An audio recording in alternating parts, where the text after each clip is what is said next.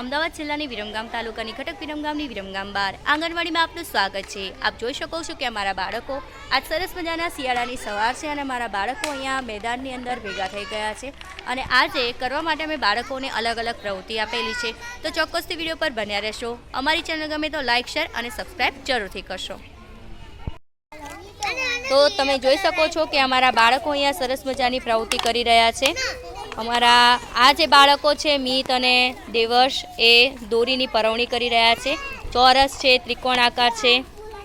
હા, શેનું છે બતાય તો બેટા? ઘોડાનું છે ને? જો આ ટુકડાની પઝલ છે ને એમાં લગાવવાની છે। રુદ્ર છે એ પઝલ સોલ્વ કરવા માટે ઘોડો લઈને બેઠો છે। કાર્તિક છે ગોરની અંદર દોરી પરવી રહ્યો છે। એ જ રીતે જો ચાંદનીને અમારા હેલ્પર બેન મદદ કરાવી રહ્યા છે। એ હજી નાની છે એટલે એને થોડી ઓછો ખ્યાલ આવે છે, પણ છતાં અમે એને આપીએ છીએ કે જેવું ફાવે એવું એ સરસ કરે। લક્ષ્મી અને રુદ્ર છે એ માટીથી રમકડા બનાવી રહ્યા છે।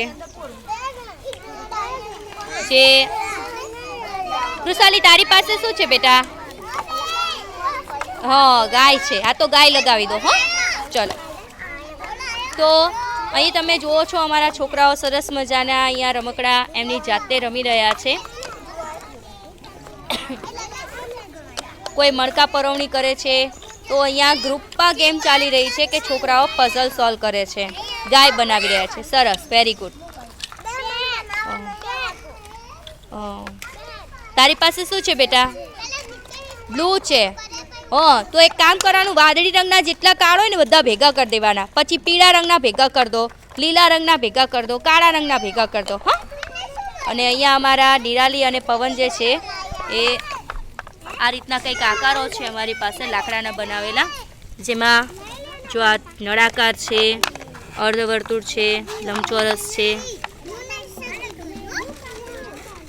એ બધા જ આકારોને એ લોકો રમી રહ્યા છે। એમને રંગની સાથે સાથે આકારની પણ ખબર પડે છે।